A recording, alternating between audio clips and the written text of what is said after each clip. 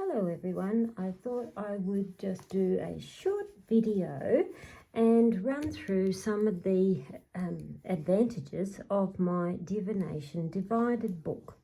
Now, it's a book that I had in my brain for over 20 years, the whole concept of this, and then it was just suddenly one day I thought, get this book done, Karen.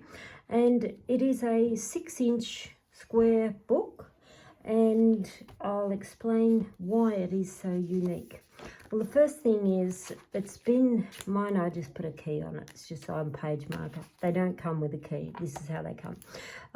I had these made with spiral binding for a reason, and the reason was it's so you can open the book and have it flat and fold them back on themselves.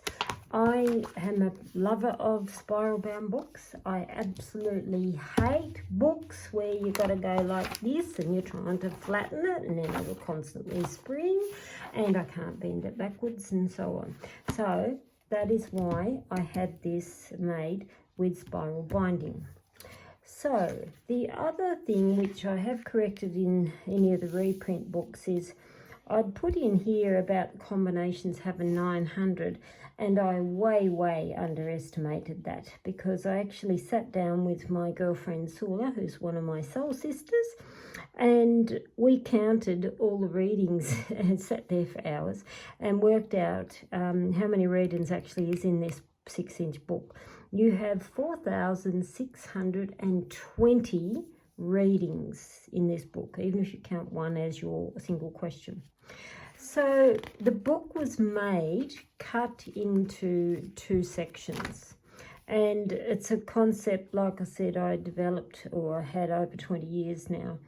So what we do, you've got pick and mix. This is why I've done it this way. So there is 30 top pages and 30 bottom pages, and 30 by 30 comes up to 900, and that's where I way underestimated it. It's not just 900. So you can go in and flick a page. You might only want that one section there. You might only want that one section, but I'll come to this one in a minute. You might only want the bottom section, so on. You could also go in and think, okay, I want to have a reading about my career, and there's some things going on, so I can then go through and, well, even there I can say, okay, I'm asking a career question, so what's blocking me, what do I need to do, how can I prevent this problems happen again, action to take. So I could read just that one if I want. Then I'll go through and I'll think, okay, that's my first part of my question. What are these other parts of the questions that I could, fit with the things I want to know about? So even where I had it here, this is there, I could form that as my reading about my career. So that's one way you can do it. You can also, though, let me go back to my start. You can, like I said, you can randomly flick if you just want to know, what do you need to know today? You can do that. Now, this part of the pages, I'll try and find one. Okay, that's 1444. So the backs of these are empty. So that's the 3 squares, and it's the same 3 on the back page. Same here, we've got 3 here, and it's blank on the back page. If you fill these in with your readings or some of your favourite layouts and questions, then you've got further combinations, and I'll just flick one back here where I had one filled in. So where I've written in now, I've got options. This is where they multiply. I can have just that as a reading. I can have just the bottom part as a reading. I can have both of those top ones. I could have that one and that one as the reading. And I can have that one and that one as the reading. So your combinations are just about endless. you know, in our lifetime of readers, to get through 4,620 probing questions, it's a bit of a lifetime feat. So when you're looking at the backs of these and you're thinking, but how do I know how to write my questions in those? Easy peasy. Over the years, I've had things where I've found favourite spreads and I write down questions, and it'd be the same. You might have a favourite spread from a tarot, and so you would, if your tarot had 6 places, you would then fill in your 6 questions. Now, to write on these, I always suggest one of these, which is a Luma colour, or it's a permanent very, very fine tip pen. And the reason I use these is it doesn't scrub off, it doesn't bleed, it doesn't cause all sorts of problems. These ones, it just says CD, DVDs. Sometimes they might be a real fine tip like a laundry marker. Something that is that stays on and it doesn't wash off is what we want. So, quite okay to use these. You could use a normal biro, but I find these the easiest. And I'm going to show you just how easy it is so we can fill in these boxes. I'll be right back. So now I've got things ready. So before you start to write your readings in with your permanent marker, I want you to get some acetone. You probably got it kicking around the house somewhere. This is just straight acetone or nail polish remover. I just bottle it because I've got a great big bottle of it. Also get some paper towel, cotton balls and so on, and I'll show you why. The reason I want you to have acetone and cotton balls ready, if you are a perfectionist like me, I can't stand anything that's not written right or correctly. I would have my acetone ready, and you have to move extremely fast if you are doing this. So what I'm going to do first is have some wet acetone sitting down on a box ready. This paper, or it's not paper, it's actually very thick cardstock. It's made, or it's what it's called, is coated anti-scuff material.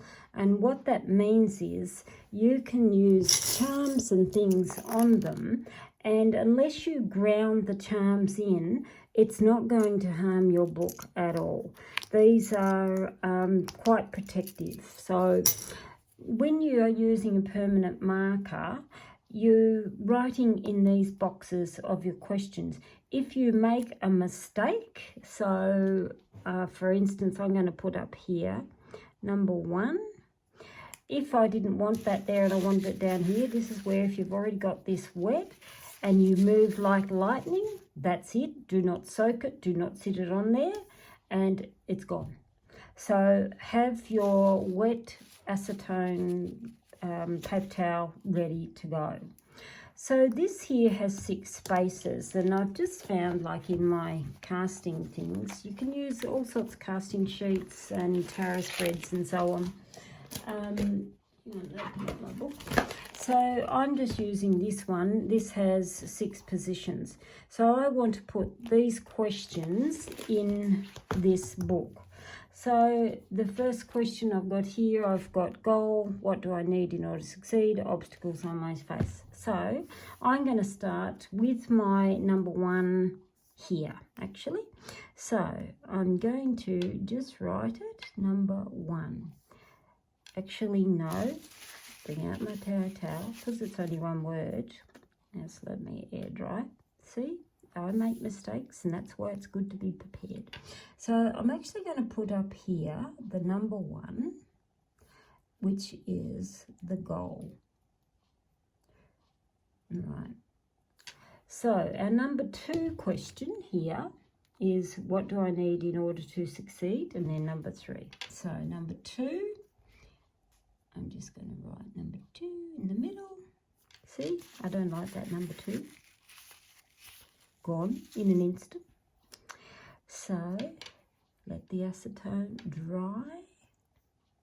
So put my number 2, and the question is, what do I need